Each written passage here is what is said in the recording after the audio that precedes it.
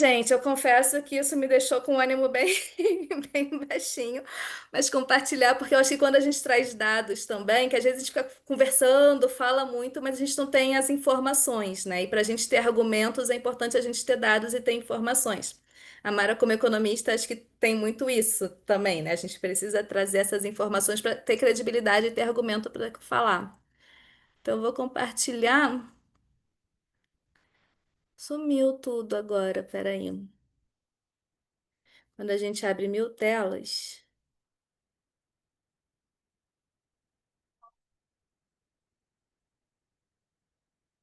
Aqui, ó. Vocês estão vendo? Sim, apareceu. Tá. Ana tá com áudio bom aí? Tá escutando agora? Tá. Sim, estamos indo bem, Carol. Então, o que a gente trouxe aqui é um pouco sobre isso, porque as guerras elas não afetam apenas os territórios que elas acontecem, elas se espalham por sistemas econômicos, sociais e ecológicos no mundo todo e estão comprometendo a agenda do desenvolvimento sustentável, aprofundando as desigualdades sociais, desviando os recursos públicos. Hoje eu escutei muitos painéis sobre isso, sobre a questão do financiamento climático, porque está tendo a discussão em Bonn, e como que não está avançando. A gente pode falar um pouco sobre isso também, até do que eu escutei hoje de painéis e palestras hoje sobre o tema, de um evento que está acontecendo aqui em Brasília e que a gente já tem esse cenário crítico, né, que não é nem mais uma mudança climática, uma emergência climática. Foi um pouco como a Mara falou, é uma fase de adaptação, a gente precisa se adaptar a esse novo contexto, ele já está dado, não tem mais como voltar atrás, então a gente precisa realmente, como é que a gente se adapta a esse novo contexto?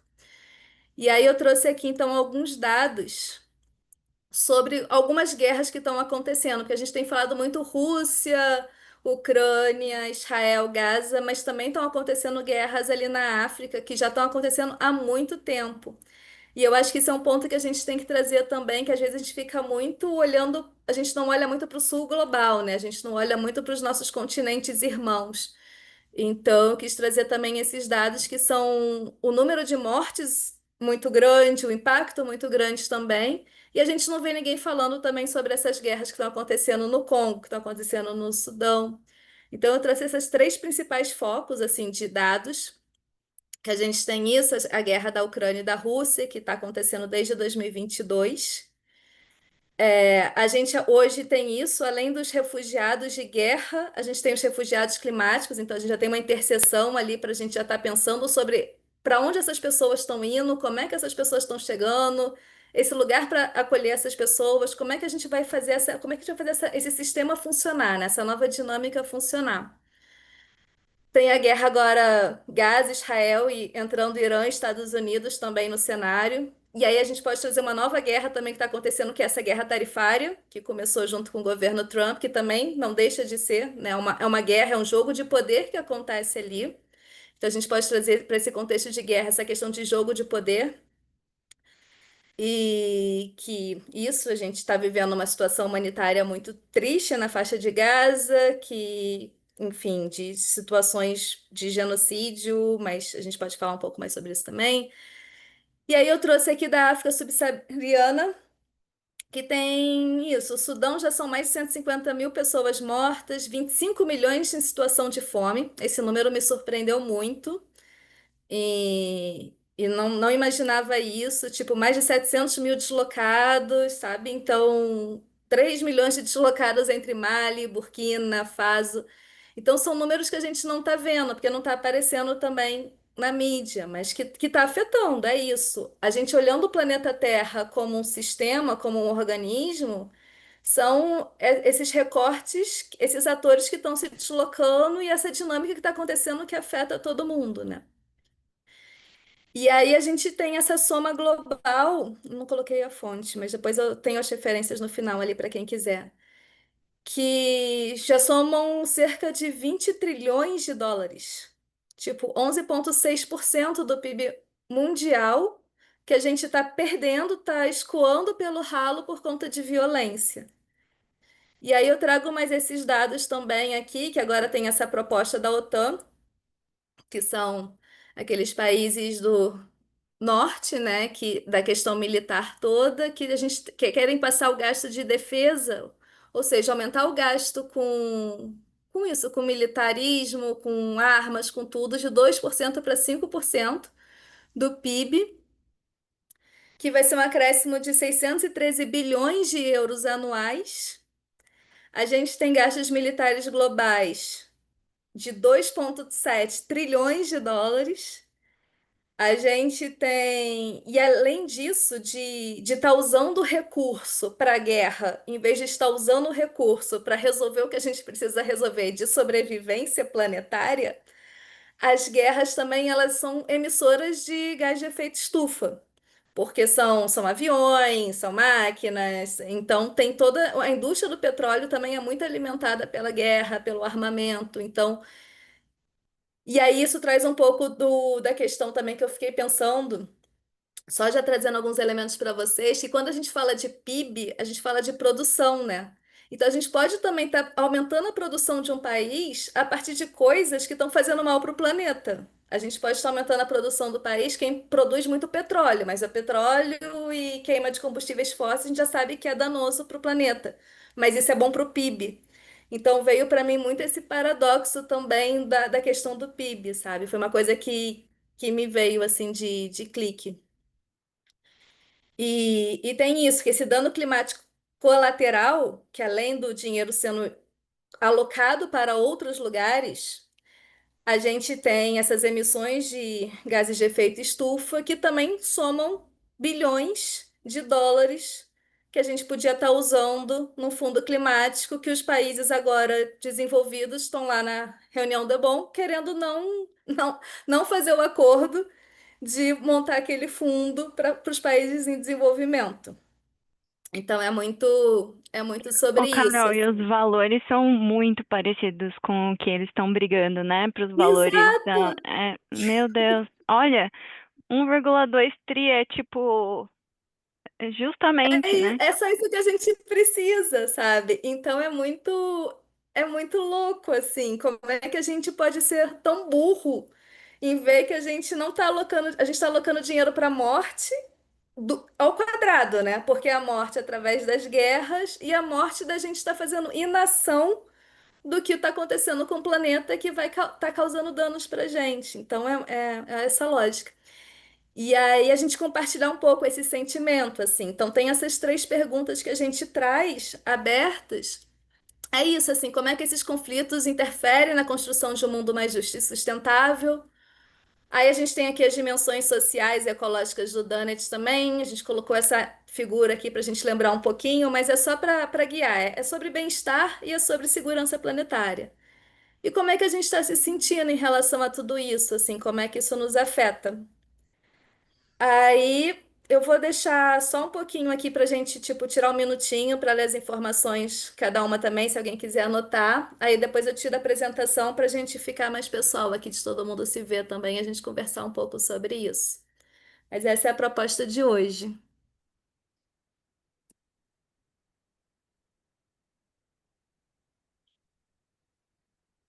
E aí, quem quiser já, fica à vontade para começar a comentar, levantar as mãozinhas e abrir o coração. Carol, não quero, né, interromper. Ai, tem que levantar a mãozinha para ir na Não, ordem? Como pode é que ir, faz? já foi, Pri. É Tá, orgânico tá aqui. bom. Eu não comentei, mas eu fui pesquisadora de segurança internacional por muitos anos. Eu estudei justamente guerras e hoje eu trabalho com meio ambiente. Então, assim, juntou os meus dois elos, né? Eu trabalho justamente com mudanças climáticas hoje. E isso que a gente está vendo aqui, esses números, eles são decorrentes justamente do que a gente tem ouvido muito falar da crise do multilateralismo, né? A gente tinha instituições que garantiam uma estabilidade mundial. Acontece que essas instituições não foram atualizadas, elas não foram repensadas nos moldes, porque elas existem desde o final da Guerra Fria, né? Na verdade, na Segunda Guerra Mundial, várias foram estabelecidas, mas elas ganharam mais tração com o fim da Guerra Fria, ali na década de 90. E houve uma falha na reformulação dessas instituições. e acontece que elas estão desgastadas. Os espaços já estão, né? A gente vê muito isso no espaço da UNFCCC, que é de clima, né? Que a gente está vendo atualmente. Então, existe uma crise de confiança. E quando você tem crise de confiança, você começa a ver atores tomando ações unilaterais, como é o Trump e como foi Putin na hora de invadir a Rússia, a Ucrânia, e também Netanyahu. Estão agindo de maneira unilateral. Óbvio que ali o Netanyahu e o Trump eles têm um conchavo, né? Mas é muito interessante de ver como apenas três indivíduos conseguiram desequilibrar tudo, a ponto da gente ver esses recursos sendo direcionados. Porque, veja, será que a OTAN ia direcionar tantos recursos para a defesa se não tivesse justamente a invasão de Putin ali na Ucrânia? Então, a gente vê que isso, na verdade, está sendo consequência. E os recursos estão sendo, né, estão saindo dali da parte ambiental e social também, a gente também tem que lembrar disso, por conta das ações unilaterais de três indivíduos, gente. E então é um ponto de reflexão muito grande, né? E de pensar que essas instituições elas não estão segurando, não estão dando conta, justamente porque elas não foram atualizadas. E aí eu não tenho resposta, né, para como vai ser a solução dessas instituições, né? Isso nível, essas discussões elas acontecem a nível internacional, mesmo nos fóruns. Mas é isso, a gente tem um princípio que é a soberania. Cada país tem a sua soberania sobre o seu território. A partir do momento que você vê outros países invadindo, desrespeitando esse princípio de soberania, todo o planeta fica em polvorosa. Não é só a OTAN que vai direcionar esses recursos, vai ser vários países pequenos da África, do leste asiático. Então é um efeito cascata, né? Mas é isso, já falei demais. Não, mas foi ótimo. Eu falei que não tinha uma especialista, a gente tem quase uma especialista aqui. Obrigada, Pri. E, gente, vai falando, tá? Não precisa esperar eu falar assim, vai, Thaís, vai, Ana, vamos vendo e vamos Tá, conversar. então você falou um pouco dos impactos, né, que a guerra traz, e no final das contas, eu acho que além dos impactos humanos, e você falou de uso de combustível fóssil e tudo mais, você tem impactos muito pesados do ponto de vista de ecologia, com teste de equipamento, teste de bomba, com entulho gerado. Né? Se você olhar hoje para a faixa de Gaza, qualquer imagem que a gente vê, a quantidade de entulho que está ali, como é que esse negócio vai ser processado, a despeito das questões humanas e humanitárias, né? Assim, do ponto de vista do ponto de vista ambiental, a guerra traz um impacto absurdamente grande, absurdamente grande. Não sei se você. Eu estava até tentando pesquisar aqui para ver se eu conseguia achar quanto tempo leva para uma fibra ótica ser absorvida. Não sei se vocês chegaram a ver alguma foto em relação a isso, da quantidade de fibra ótica que é utilizada para os ataques a drone. Mas os campos entre Ucrânia e Rússia estão virando um negócio que parece uma teia de aranha de quilômetros de fibra ótica. Cada dronezinho que explode tem 20 quilômetros de fibra ótica. Eles, eles para evitar serem abatidos por radiofrequência, né? Que normalmente o dronezinho normal que a gente opera, ele opera por radiofrequência, mas uma forma de defender isso é você fazer uma bazuca de rádio que atrapalha o sinal e o drone cai. Para evitar esse tipo de coisa, eles estão usando uma tecnologia que se usa muito no mercado de defesa, que é você fazer o armamento ligado a um fio super fino de fibra ótica. Assim, um volume absurdo, abissal. Para cada drone você tem quilômetros e quilômetros de fio, e é um armamento muito barato comparado com os outros. Então, tem impactos dessas tecnologias que são pensadas para ataque e defesa, mas ninguém está pensando se aquilo ali qual vai ser o custo para o planeta daquilo, né? Então, um teste de bomba num atol que seja numa área não habitada do planeta, mas qual é o impacto que isso gera para os oceanos também, né? Então, acho que, além da questão econômica puramente dita de para onde está indo o investimento, onde é que você está investindo e quanto tempo esse negócio leva também, porque a gente entra numa fase global de endurecimento, né, das relações, esse tipo de coisa que pode levar 20, 30 anos até voltar para uma temperatura normal. Então, a gente vai falando de orçamentos que vai acompanhar esses 20, 30 anos com 5% do PIB para defesa.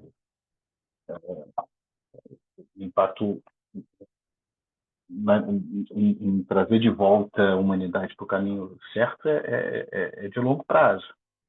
Mas, além disso tudo, você também tem impactos ecológicos muito grandes para bomba, para tudo, para oceano. É preocupante, muito preocupante. E você trouxe essa questão dos resíduos também, que é outro ponto, né, que a gente tem que olhar. Obrigada, Francisco. Aí a gente tem Thaís, Ana. Bem-vinda, Bruna. Você chegou agora também. Tudo bom? Você Gente, pegou? Que aqui é uma roda de conversa aberta, tá? Fica à vontade para levantar a mãozinha, comentar. gente, também não sou especialista. Sou formada em relações internacionais, mas a verdade é que eu sempre fui aquela pessoa que abraçou. Ah lá, Priscila deu. Eu sempre abracei muito pautas mais de sustentabilidade, desenvolvimento econômico. E confesso que essa. E é engraçado que o pessoal de RI adora discutir, e eu acho que é de onde vem muito também, né, o tema de RI.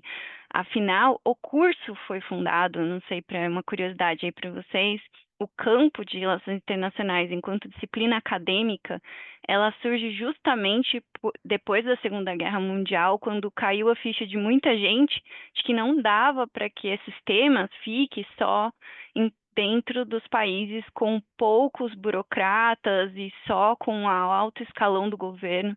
Ele precisava ser democratizado, ele precisava ser entendido, ele precisava ser falado, né, pela sociedade civil, pela academia, por quem estava fazendo pesquisa, exatamente para que a gente tenha informações, para que a gente tenha para que a sociedade civil também tenha poder de fala, né, dentro desse campo. Se a gente não estuda e não conhece, se a gente não se engaja, né, como que a gente também vai ter esse poder de fala? Então, é um campo que vem muito aí, né, dentro dessas preocupações com a paz mundial e com sobretudo, é isso, né? Do lado positivo, assim, né? De como a gente. E as organizações multilaterais que a Priscila comentou que hoje estão em crise foram justamente. Elas começaram exatamente para que esse tipo de guerra em escopo mundial, mas guerras no geral, não fossem deflagradas, né? Para que elas fossem cada vez menores e enfim, que a gente tivesse cada vez um gasto menor, né? E não um gasto maior. E aí eu acho que eu tô com vocês porque tendo o nível de informação que a gente tem hoje em dia, né? As universidades fazendo pesquisa há anos sobre esses temas, a gente tendo já conhecimento mais do que, né? E ainda assim a gente vê esses números, né, econômicos aí, um dinheiro muito alto sendo gasto com uma coisa que realmente para a sociedade civil como um todo, né? Para a população desses países e para todos nós, não é interessante, né? É uma coisa, na verdade, muito triste, né? Da gente ver esses números de gastos aumentando. Exatamente, Carol. E aí, acho que para puxar a sardinha aqui para o nosso lado do Donuts, eu, justamente esse semestre na universidade, eu estava fazendo uma pesquisa sobre ética, né? E o desafio era a gente escrever qual que era a ética. A gente escolheu alguns autores e dentre deles a Kate, né, que é a nossa mãe aí da economia Donut, e eu sistematizei numa tabelinha e eu vou compartilhar com vocês, porque eu acho que a partir daqui a gente também pode pensar, poxa, a ética que a Kate traz dentro da economia Donut, né, o, o que que ela diz para a gente sobre isso que está acontecendo, né? Sobre esse movimento. E aí, é claro que a gente vai perceber e constatar, não é spoiler, acho que todo mundo já sabe, de que é totalmente contrária, né? A economia Donut, ela bebe ali de é, autores e de conceitos que vêm muito do estudo da é, biomimética, a gente já falou aqui nos outros encontros do Danas, que coloca a vida no centro de tudo, né? Então, esse pulsar da vida e a forma como você olha para suas ações, para a forma como você encara o mundo, é regenerativa, né? Então, é de você fazer pulsar ainda mais essa vida do que o nosso planeta ajudar a natureza. Qual é o seu papel na natureza? É o de impulsionar que ela seja cada vez mais rica, cada vez mais biodiversa, cada vez mais bonita, né? E, e realmente, se você for olhar por esse lado, a ética que envolve o Donut, ela é bastante contrária àquela né, que a gente vê com maiores gastos militares, com toda essa abordagem. A gente sabe dos desafios, né? A gente sabe que dentro do campo político existem diversas questões, né? Mas ainda assim, eu acho que a gente falar de ética, então, qual é a forma de comportamento frente ao mundo, ele é muito importante hoje em dia, né? Porque eu acho que é esse tipo de conversa que vai fazer a gente entrar realmente nas pautas do que a gente acredita que vai fazer do mundo um lugar melhor mesmo, né? Então, eu vou compartilhar minha tabelinha com vocês aqui, só para não parecer que não existiu esse trabalho. E eu acho que também porque é bacana, a gente conseguiu fazer um garimpo legal. Eu não vou dar spoiler no artigo, porque pode ser que vire um artigo aí, quem sabe, né? Mas eu vou trazer nossa tabela de conclusão final. Então, aqui a gente fez de economia ecológica, que é um outro tipo de corrente econômica. A gente fez do Papa Francisco, da economia de Francisco, e a gente fez da economia Donut. Ah, e aqui tá, essa é a nossa análise ética, né? Então, a abordagem geral, ela é a interdependência entre sociedade, indivíduos e um mundo vivo, e é justamente a lógica do prosperar em equilíbrio, né? Uma economia regenerativa e distributiva por concepção. Então, a fonte dela aí é justamente qual que é a nossa participação dentro desse organismo vivo que é o planeta, né? E aí, em nível individual, a postura é de generosidade, de fazer mais bem, ela usa justamente esse termo dentro do livro, né? E olhando para a nossa responsabilidade intergeracional também, o que a gente está deixando, né, para as próximas gerações. Um compromisso de deixar o planeta em condições melhores do que a que encontramos, né, uma postura regenerativa. Em lógica de grupo, é organização de redes, e ela estuda ali como que as redes operam dentro da natureza, muito lindo, inclusive, essa parte do livro, e ela é equitativa, diversa e distributiva, né? Na sociedade, é uma construção de relações de espírito público, a importância de se estudar relações internacionais, né? É você ter essa a distribuição da riqueza, né? Também, então, essa lógica distributiva sempre, né? De não que é a própria lógica da própria natureza também. E em termos de nível de humanidade, é encontrar o espaço seguro e justo. Olha, ela até usa, né, o termo seguro. Então a gente vê aí e justo do Donut, onde as necessidades sociais são atendidas sem ultrapassar os limites planetários. A humanidade deve prosperar em equilíbrio, né?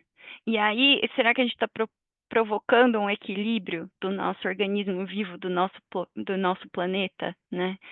Enfim, acho que são essas questões éticas aí que baseiam muito a economia dantes e me faz sempre pensar, né, de, de todas essas questões.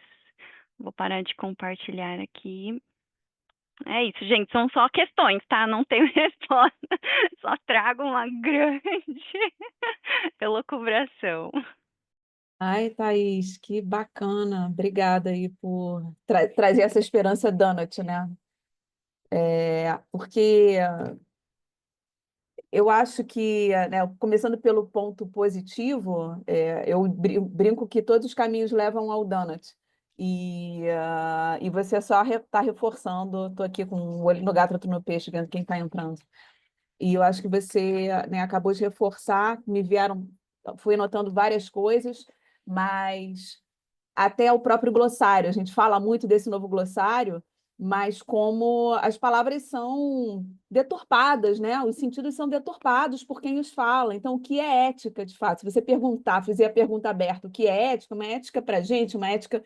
Você fez um estudo ali sobre a ética em algumas correntes, mas a gente tem essas éticas em comum, né? Mas vai perguntar o que é ética para esses três patetas que a gente está falando, né, que a Priscila trouxe. Então, é, eu li na terça-feira, eu vou tentar baixar do valor para compartilhar com vocês uma matéria de uma ativista sul-africana que é diretora executiva de uma ONG super importante chamada Climate Action Network.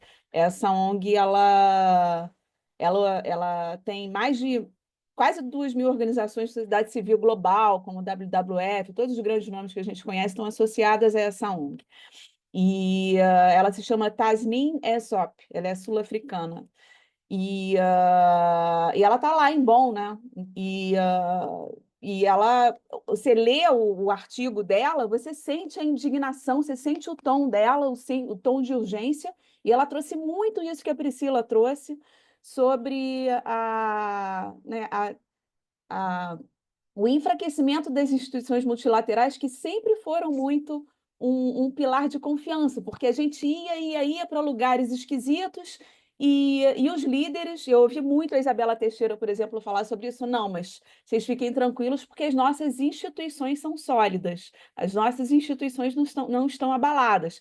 Isso rompe com, né, o que está acontecendo hoje rompe com qualquer crença de que todo mundo pode fazer o que quiser, porque esse é o recado que essas decisões individuais, mas que representam muito, e eu quero trazer, óbvio que eu acho que as ações são bem individuais, mas mais ou menos, né? São coletivas pela quantidade de apoiadores que essas pessoas têm. Então, a decisão da OTAN de elevar o gás de defesa para 5%, o Trump saiu de lá aplaudidíssimo. E a Espanha fala assim: peraí um pouquinho, a gente está com 2,1% e já é mais do que suficiente. Por que vocês.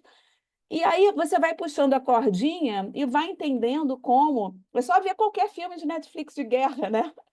Como o que a economia, o mundo centrado na economia, exacerba tudo que é o não ético, mas que é o ético da economia PIB, né? E o ponto central da Tasnia tem vários pontos centrais. Cada frase dava para eu trazer aqui para vocês, mas então, vamos pensar nessas desigualdades todas, nessas assimetrias todas. A Carol acabou de mostrar para a gente que tem um monte de gente entrando aqui, que quando a gente fala no tamanho dos trilhões necessários para mitigar e fazer processo de adaptação e mitigação na crise climática, quando a gente olha para os trilhões alocados nas guerras e esses 5%, a gente fala assim. Como não tem dinheiro? Tem dinheiro. Então, tem uma assimetria tanto dos gastos para onde estão indo, e a gente está falando de questões literalmente existenciais para os seus polos opostos. A gente está falando que o clima é existencial, e eu vou trazer esse ponto que é muito importante. O clima é existencial, só que hoje ele está dentro de bolhas. A grande questão da Tasnim, que está brigando com a coordenadoria da UNFCCC, é que o NFCC é toda regulada e há uns 2 anos ela está tentando, há muito tempo ela está tentando regular as palavras que podem ser ditas ou não, porque ela diz, não, pera um pouquinho, somos uma instituição que precisa ser neutra, né? Isenta, então você não pode falar isso, não pode falar aquilo, não pode falar aquilo outro. Será que a gente tem tempo para não falar? Então, quando chega para a gente, e aí uma liderança como a Tasnim vindo dizendo, rompendo um pouco, batendo de frente com o INFCC, dizendo assim, espera um pouquinho, eu preciso falar eu preciso colocar palavras mais fortes, tintas mais fortes no que está acontecendo, porque senão a gente vai continuar normalizando absurdos cada vez maiores. Não falou com essas palavras são minhas, mas é basicamente o que ela quis dizer. Então, quando ela fala em genocídio, fala em palavras do Antônio Guterres também, mais fortes que ela só repete, o INFCC fala assim, não pode falar isso, você tem que falar isso, pode falar isso, pode falar aquilo outro. Ela falou, não, isso eu não estou afim. Então, ela sai de dentro da sala de negociação para fazer protestos, e aí a sociedade civil tem absolutamente muita responsabilidade, e eu acho que tem um holofote ali na COP, com todas as questões que precisa ser ocupado, ela também traz esse olhar também, de ser uma COP para a sociedade civil, apesar dos custos, né? E tomara que tudo dê certo no final, como tudo acontece aqui, mas ela traz essa contradição da gente ter mais urgência do que nunca, porque quando a gente coloca na ponta do lápis, quanto tempo a gente tem para acelerar a tomada de decisão para uma direção existencial.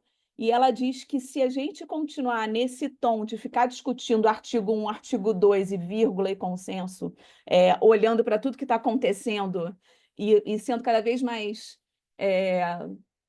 assim, cada vez mais complacente, eu acho, porque a gente não vai estar mais aqui, gente, né? Vocês têm filho, eu tenho filho, e é existencial, mas como a gente vai mostrar a urgência do diálogo, né? Assim, qual o tom ativista hoje? É um tom É, que sempre é quase que uma, confrontou. entre aspas, guerra, né? É uma guerra de narrativa, mas de consciência também. Mas quando você olha para um Putin, um Trump sendo aplaudidos, saindo fortalecidos dessa situação toda, numa guerra que é uma guerra de narrativa e comercial, é, de negociação, né? Na verdade, é assim, uma coisa tão básica. Eu te dou 5, eu te dou 10, aí então vamos ficar por 5, e esses 5 ameaça a nossa existência, é uma maluquice. Então, como que o que que a gente faz, a não ser o voto? Alguns sinais bons foi que esse candidato que acabou de ganhar, né, a convenção lá do Partido Democrata é meio um Obama que está surgindo ali, finalmente tem algum levante, alguma reação dizendo, olha só, vamos defender alguma coisa diferente, muçulmano, jovem, com um discurso bacana, mais moderno. Eu acho que multilateralismo, eu não sei o que vai surgir daí, mas ele continua, para mim, sendo fundamental. Mas o que está acontecendo é que o Trump, o Putin estão dizendo, eu posso fazer e vocês não estão me punindo, então qualquer um pode fazer qualquer coisa, né? Eu acho que são muitas pedras na vidraça ao mesmo tempo. Eu não consigo fazer a leitura dos objetivos a não ser uma coisa de ego mesmo, de deixar um legado de herói esquisito, e, e eu não sei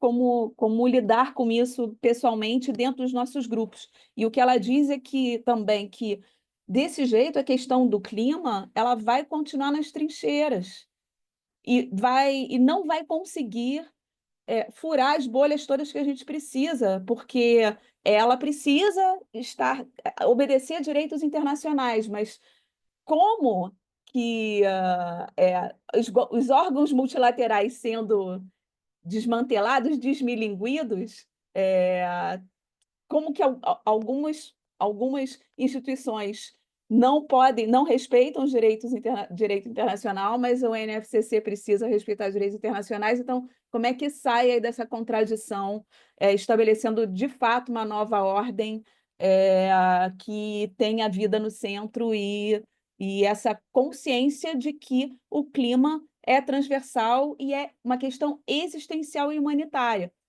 Para encerrar, o outro grande recado que essas assimetrias dão para a gente é que se ferre o sul global.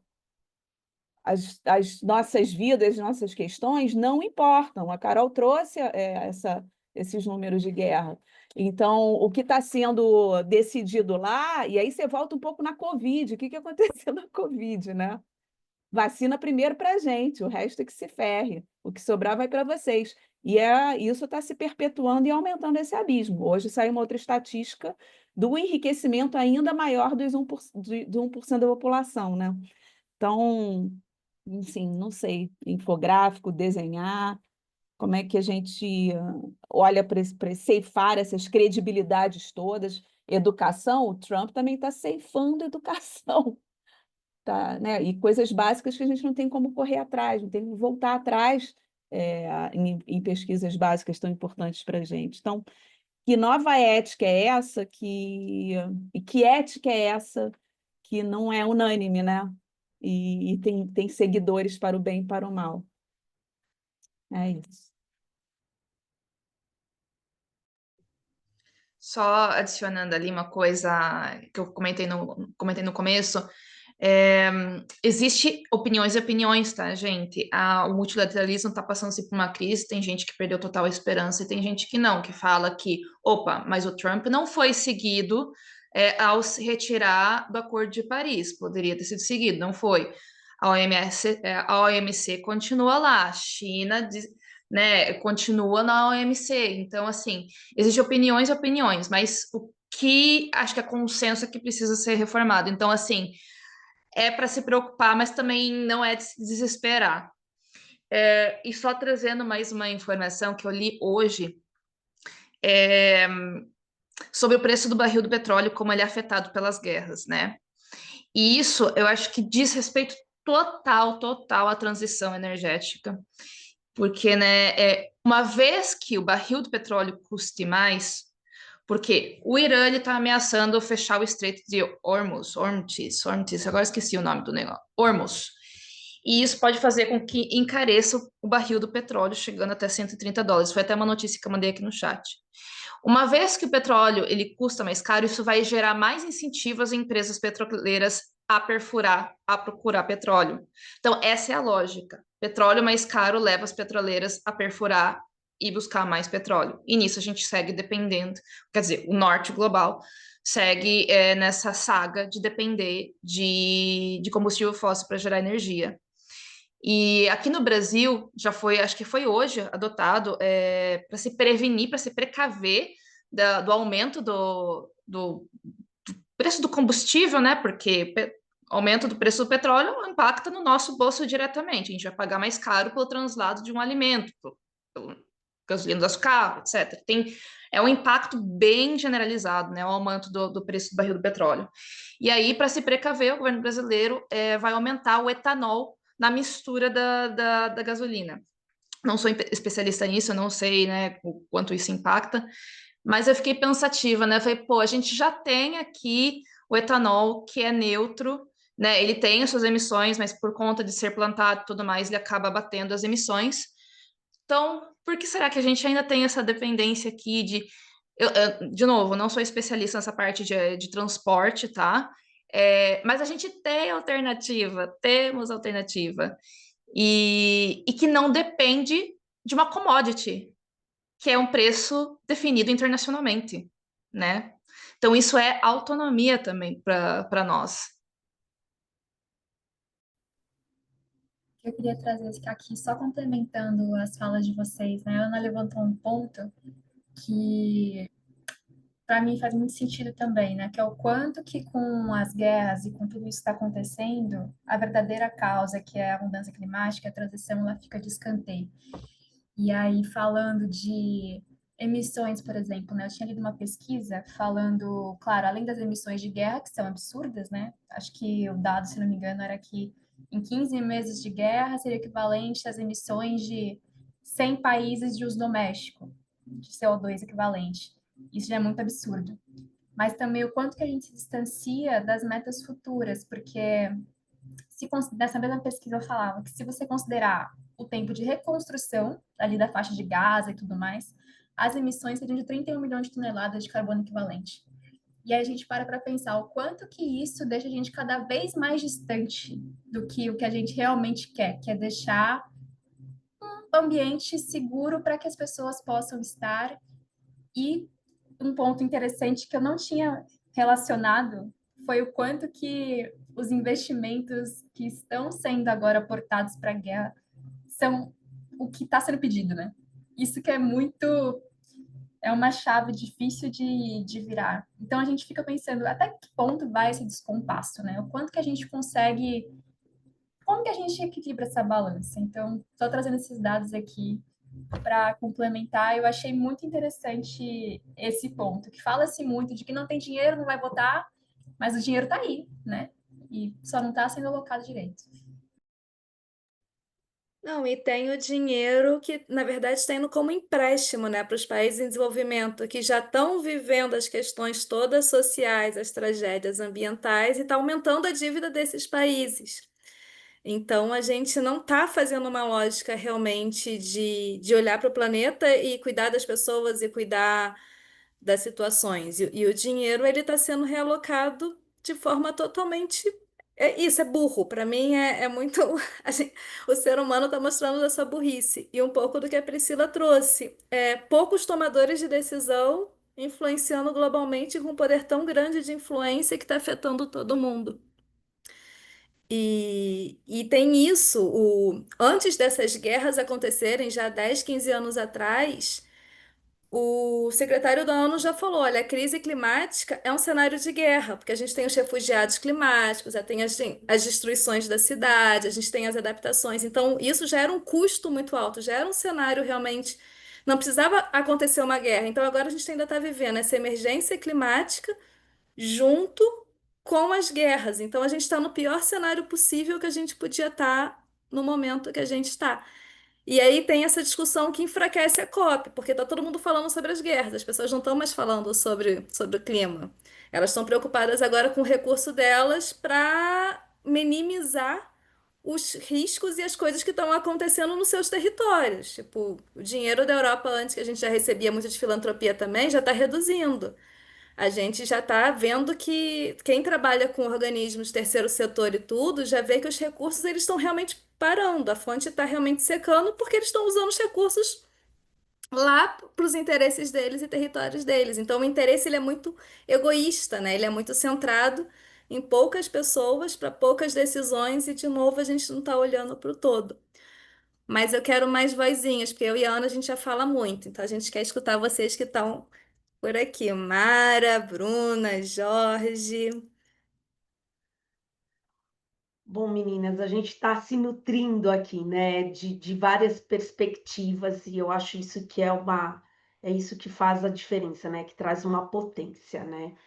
E se a gente olha, né, para tudo isso que a gente está comentando, a gente identifica que os eventos extremos, escassez hídrica, a perda de biodiversidade, como algo isolado. Mas, na verdade, ao meu ver, ela traz um fator que atravessa e agrava todos esses desafios que eu chamo de os conflitos armados. E aqui alguém até chegou a mencionar, né, com o aumento, os conflitos armados, que são estimulados, né, pelo aumento do preço dos alimentos, que foi citada a questão do barril e por aí vai. E a gente vê que com essas guerras, elas não ficam restritas aos territórios onde acontece. elas espalham os efeitos por sistemas inteiros. Elas desviam recursos públicos, elas interrompem, né, interrompendo cadeias de abastecimento, aprofundamento das desigualdades sociais, gerando impactos irreversíveis. Eu digo às vezes, né, não é uma bomba detonada que rompe, né, no determinado local, que trata a geografia local, mas ela também os alicerces, ela afeta os alicerces da nossa segurança coletiva. Quando vocês apresentaram, né, e trouxeram que o investimento, o gasto militar global, que ele ultrapassa 2,7 trilhões de dólares, isso não só compromete, ao meu ver, a paz, como retira recursos vitais de áreas como saúde, educação, transição ecológica. Não existe uma compensação, né? Então, o impacto ele vai além das finanças. E se a gente olha, né, para o número gasto, né, na aviação civil, a gente vê 5% de emissões globais de efeito estufas não sendo direcionado para o fato do que é cuidar, né, do planeta. Então eu vejo que, eu até brinco, falo, gente, a gente não está, a guerra é contra o planeta, é contra a humanidade, porque todos são diretamente, indiretamente, nós somos impactados. E isso empurra milhões de pessoas e só agrava, né, a questão da justiça climática, que a gente vem tanto discutindo sobre isso. Então, o nosso posicionamento, eu digo que para esse século que a gente está, a gente tem que buscar modelos que realmente movam diversos stakeholders, né?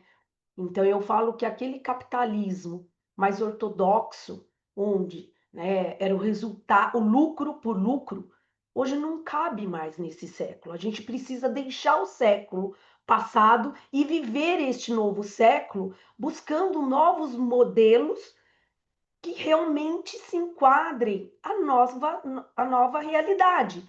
E para isso, eu não vejo uma outra forma de não integrar, não articular uma agenda multidisciplinar que a gente consiga trazer uma visão mais holística para uma solução para esse problema complexo que a gente está vivendo.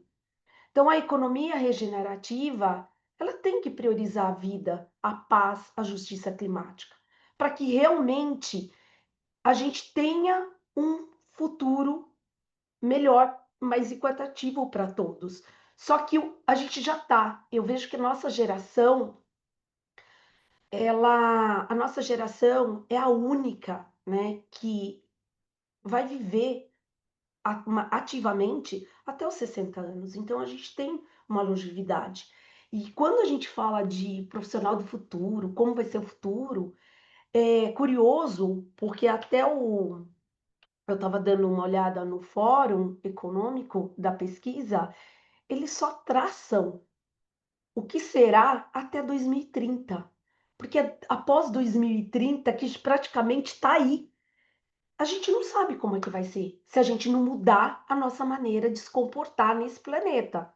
Porque o planeta não está conseguindo regenerar-se da forma como a gente vem acelerando com o nosso consumo, a industrialização, enfim. Então a gente precisa repensar, precisa se colocar, né, uma nova modelagem para que as coisas se sustentem, para que nós possamos viver nesse planeta. Então, essa é a minha contribuição. Não sei se faz muito sentido, mas eu acho que aqui é um apanhado que a gente precisa se transformar. E é uma jornada. E essa jornada, a gente é a mudança de comportamento, a cultura, isso demanda, né, médio, longo prazo, mas ela é necessária para ter a continuidade da humanidade no planeta, porque não aceitando que nós dependemos, que as organizações, as empresas, todos nós dependemos dos recursos naturais e a gente precisa criar ferramentas, mecanismos que façam com que ela se regenere, mas tendo um consumo consciente e por aí vai, né, gente? Eu acho que foi de ouvindo vocês, eu trouxe aqui uma narrativa que realmente os efeitos de uma guerra, eles ultrapassam limites que o impacto é inevitável. O como a gente vai se comportar em relação aos impactos que a gente vai sofrer diante de um cenário, de um contexto desse, que eu acho que a União, né, propondo aí uma economia regenerativa, pode fazer, pode não, eu acredito que faz sentido, priorizando a vida, a paz e a justiça climática. Não sei, queria até A ouvir de vocês. Carol falou uma coisa no começo que eu achei interessante, né? E que eu acho que também faz muito sentido para discutir nessa visão do Donis, que é a visão antiga do que é PIB e de como é que isso influencia a economia nesse período de guerra, né? Eu trabalho hoje numa empresa de guerra. Ele tem um rebranding de uma empresa de defesa. Uma defesa bullshit, da guerra. E a minha empresa está vendendo a rodo para a Europa inteira, está fechando contratos imensos, e são contratos de 40 anos, de 50 anos. O resultado dessas, é, dessas decisões que eu não acho que são decisões unilaterais de poucas pessoas, né? Eu acho que tem um mercado de guerra que é muito pujante, que faz lobby e que precisa virar a roda e que então não é só Trump tomando decisão maluca, não é só Netanyahu querendo se manter no poder sem apoio e adotando a solução da guerra para continuar se perpetuando no poder. Tem uma economia de guerra muito forte no mundo. E aí a gente vem para o resultado econômico completamente nonsense que isso gera. Até o Irã entrar em guerra, né, nessa guerra mais recente, até um mês atrás o Irã estava com a sua indústria bélica funcionando e enviando armamento para a Rússia para abastecer a guerra da Rússia e da Ucrânia. Então, isso tudo vai gerando resultado no médio prazo, provavelmente vai gerar, assim como o aumento do petróleo, o aumento dos preços dos alimentos, isso tudo vai gerando resultado positivo para um monte de países por aí, né? Então, meio que dobra o problema, porque ao invés da gente estar colocando dinheiro na regeneração, colocando dinheiro no desenvolvimento conjunto, colocando dinheiro na paz, que regenera, a gente está colocando dinheiro na guerra, está gerando resultado positivo de PIB e mascarando o problema do planeta com resultado positivo e de economia. Então, realmente é um momento muito difícil de, de viver, mas também muito difícil de discutir. A sensação que eu tenho é que numa pirâmide de necessidades, cuidar do planeta um dos últimos níveis. E o primeiro nível mais básico de subsistência é ter economia com resultado positivo, numa medição antiga, né? Então, realmente, bom, essa é a minha visão, é que eu acho que, tentando resumir, é, a gente vive momentos cíclicos na história. A gente vive algumas décadas de problemas e de dificuldades de guerra, algumas décadas de paz. Eu acho que isso, de alguma forma, impacta a economia e é como os políticos cabeça branca, retrógrados que estão tomando decisão, aprenderam a fazer lá pelas suas escolas. Precisa de PIB crescendo, precisa manter as indústrias funcionando. A indústria da guerra é uma indústria muito importante, então precisa de guerra para continuar tendo indústria de guerra. É isso. É economia, isso, não é economia centrada na vida, é economia centrada no acúmulo de capital. Só que o que me angustia, a gente tá aqui conversando, mas quem tá tomando as decisões não somos nós, né? Então, como é que a gente. É isso que me deixa angustiada. E aí me vem, tipo assim, tá, então alguém elegeu essa pessoa, essas pessoas que estão ali tomando essas decisões. Então começa a me vir muita pergunta, tá? Então o que que a gente precisa fazer para eleger outras pessoas que vão tomar outras decisões? Como é que Mas fura a isso bolha, movido né? por dinheiro também, que tá alienando as pessoas, sabe? Então, eu tô numa semana bem, pá, assim, para baixo mesmo, sabe? Tá. E foi o que a Ana estava falando, como é que você fura a bolha dessa comunicação para efetivamente colocar na cabeça da população global que, que não dá para ficar brincando mais, que a gente tem um problema sério global na mão para tratar, que é a saúde desse nosso enderecinho aqui. E tem que furar a bolha da comunicação para que as pessoas entendam e levem isso a sério, assim como a gente olha para esse assunto de uma forma séria. Só que você tem do outro lado essa dualidade entre esse discurso, essa preocupação e isso é frescura. O planeta tem os ciclos de 100, 200 anos de temperatura, daqui a pouco fica quente, daqui a pouco fica frio.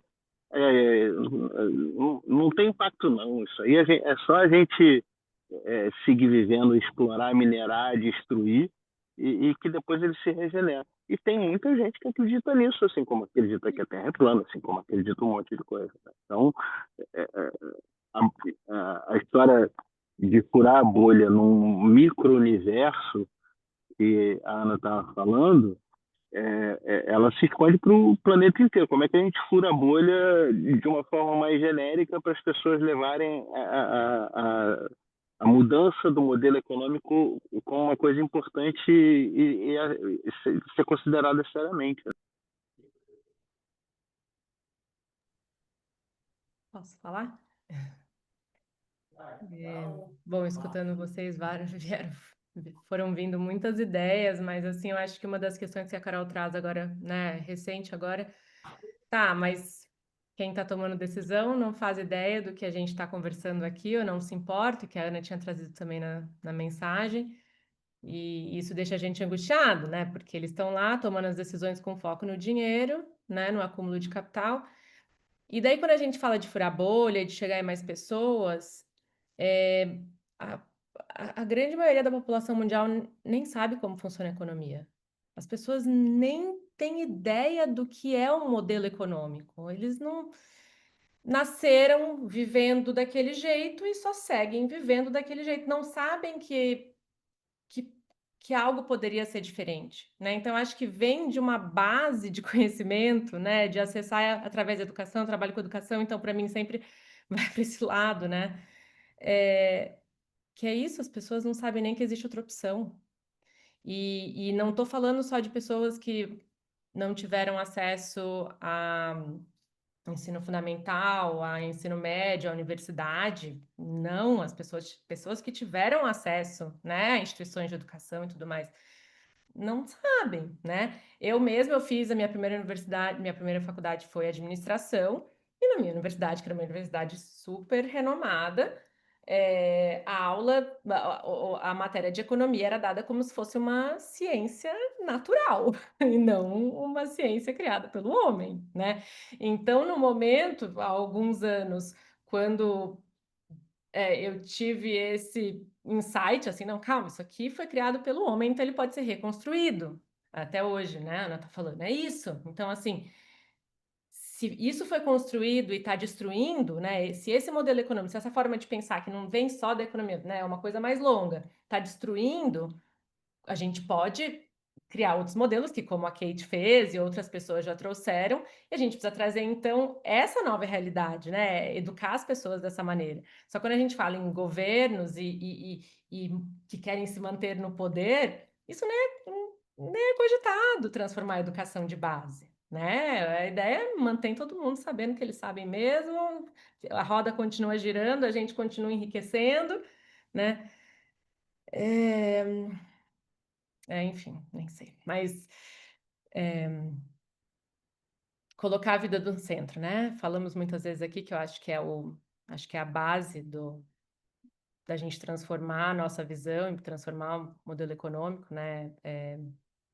Não é, acho que a maior parte de vocês sabe aqui, né? Mas o oikos, né? A economia vem de oikos, de cuidar da casa, tal. A gente não está cuidando da casa.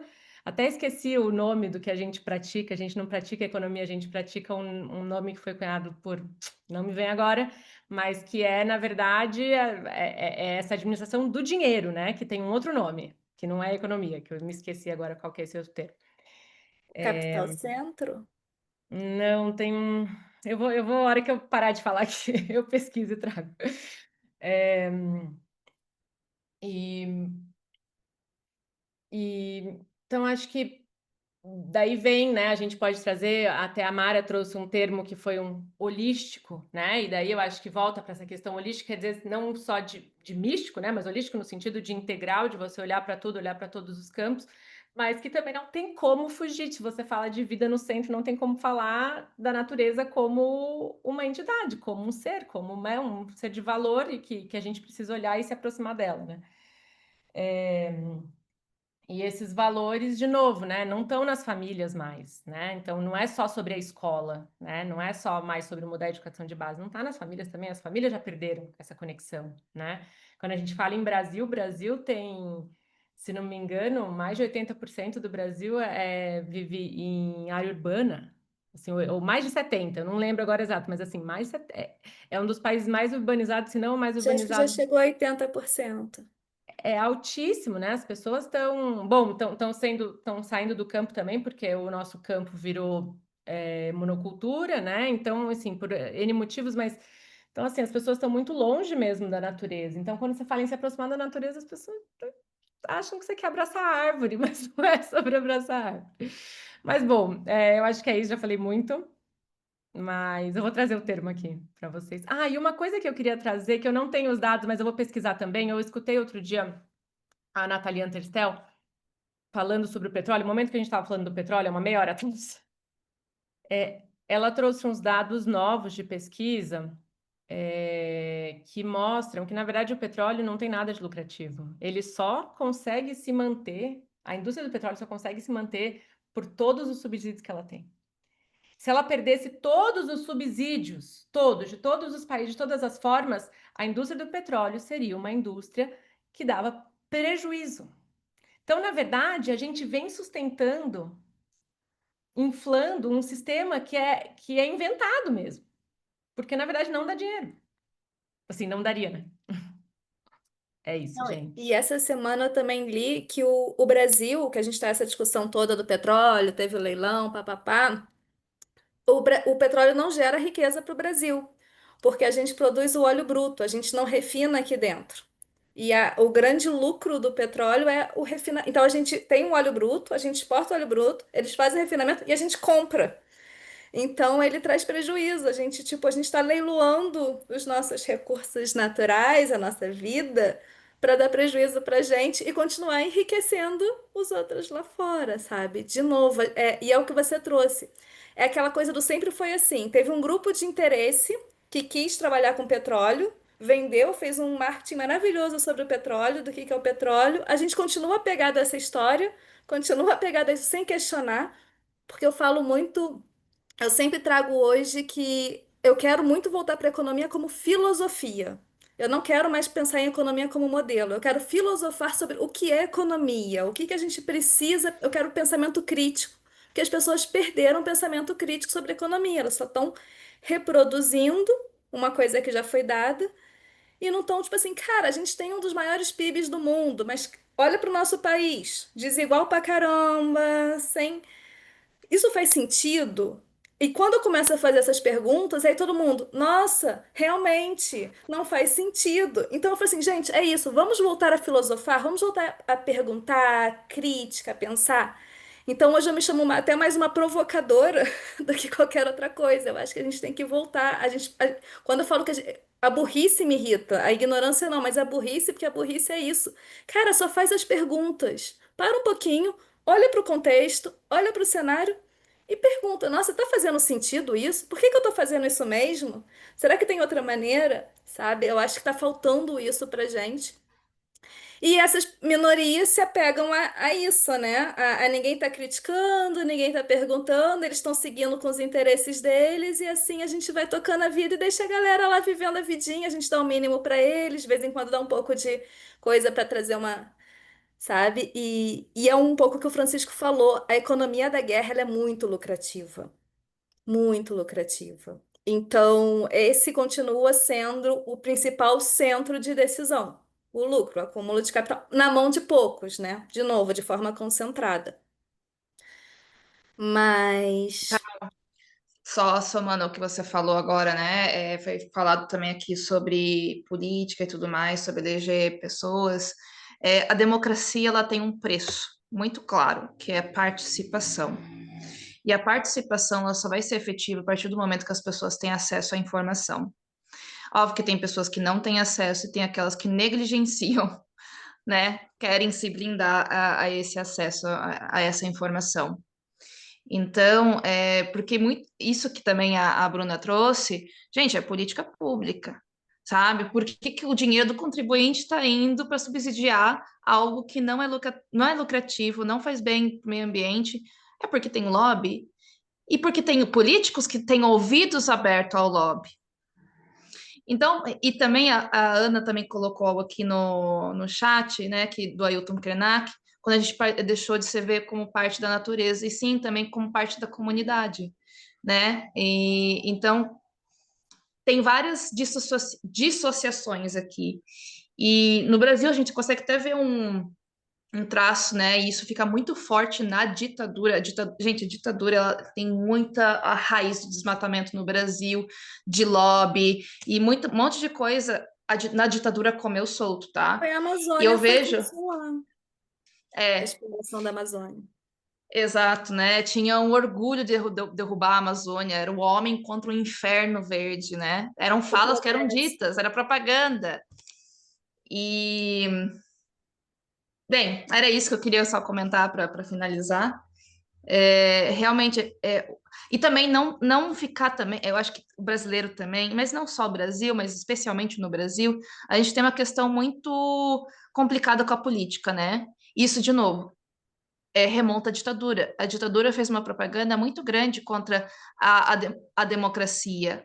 Então, a gente vincula muito a política a coisa ruim, a corrupção, então a gente meio que já vai, a gente já olha para a política e esse negócio é ruim, esse negócio não funciona, nem adianta me informar muito, nem adianta participar muito. Então, para você ver que existem crenças coletivas aqui que foram implantadas muito durante a ditadura para desmerecer o sistema democrático, porque essa era a intenção da ditadura, que perduram até hoje. Então, são crenças, eu diria que coletivas e até muitas vezes inconscientes, que faz com que a gente não busque se informar, não busque ser ativo e dá no que dá, né? Acaba elegendo pessoas que dão ouvidos à lobby do combustível fóssil. Isso para citar apenas um exemplo, né?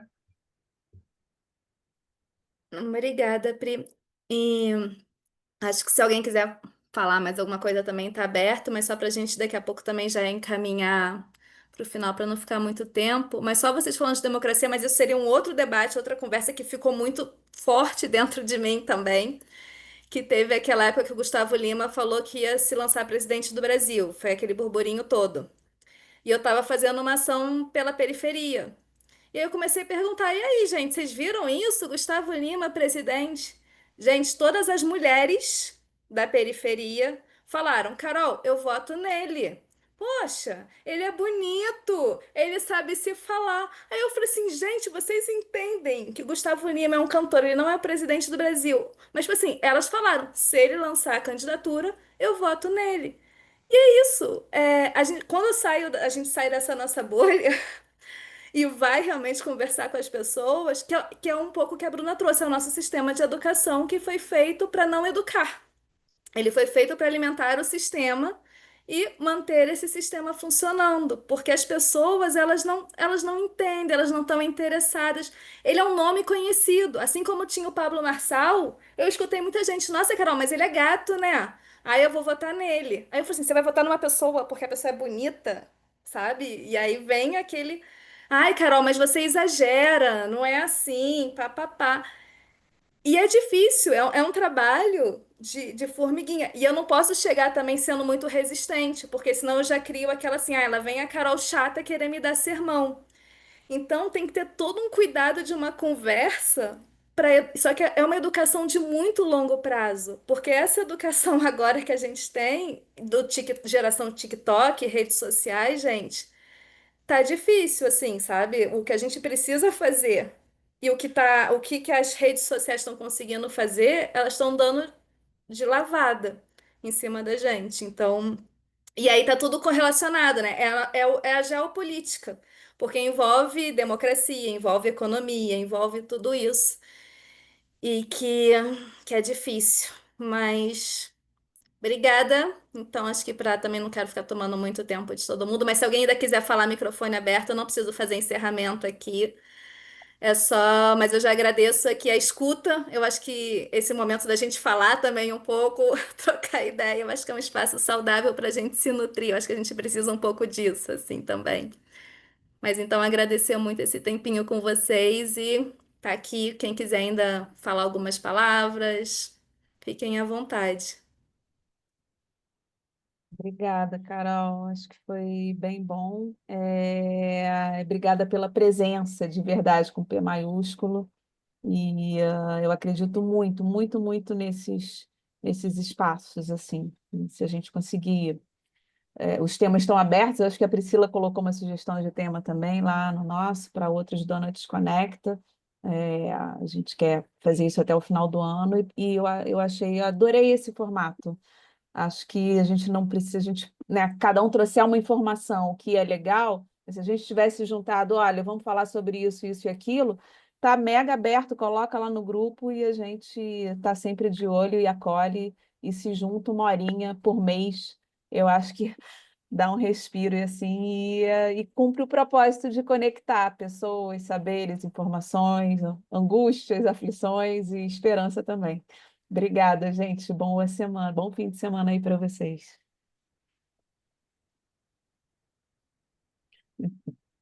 Da hora, declaração de Obrigada, amor, Thaís gente. Domingues. Boa noite. Amor! Beijo! Tchau, tchau, gente. Boa noite. Tchau, gente. Boa noite. Então, Pamela Boa ligou o noite, microfone, queria falar pessoal. alguma coisinha? Não, eu só agradecer mesmo. Foi ótimo. Pessoal, Prazer estar foi aqui um com vocês. prazer. Foi um prazer, minha primeira vez aqui. Como foi dito, né? É bom a gente nutrir de boas informações, de diversos. A gente é muito diversos, plurais, cada um traz suas perspectivas, e eu acho que é isso, né? Que a gente vai avançar nessa jornada para um mundo melhor, né? Eu acho que essa cocriação que esse espaço permite é uma potência. Então foi um prazer estar aqui com vocês nesses minutos aí, tá bom? Um super beijo, uma ótima noite para todos. Obrigada, Mara. A minha angústia agora é botar isso tudo em prática, ação e fazer o negócio acontecer. É só o que eu quero agora. Uma Precisamos de mais Kate reuniões. para presidente. Vai ser que presidente virtual, porque ela não viaja mais, ela não pega mais avião, ela é coerente com ela mesma. Fazer. Tchau, Dá gente. para vir de Obrigada. bicicleta. Como a Greta, né, que atravessou o Atlântico de sailboat. Exato, exato. Tchau, Beijo. gente. Tchau, tchau. Ana, acho que é gravação. Ai, acho que é. Não, ela tá no Instituto Repense. Você tá gravando por onde? Peraí. Eu consigo parar, será? Peraí que eu não estou ouvindo. Ah, você Peraí. tá aqui, Tô tá. na- Ah, pronto. Não, agora tô aqui. A Vou aqui. gravação. É a gravação. Peraí. Peraí. Pause. Não, vou terminar. Stop recording. No seu computador.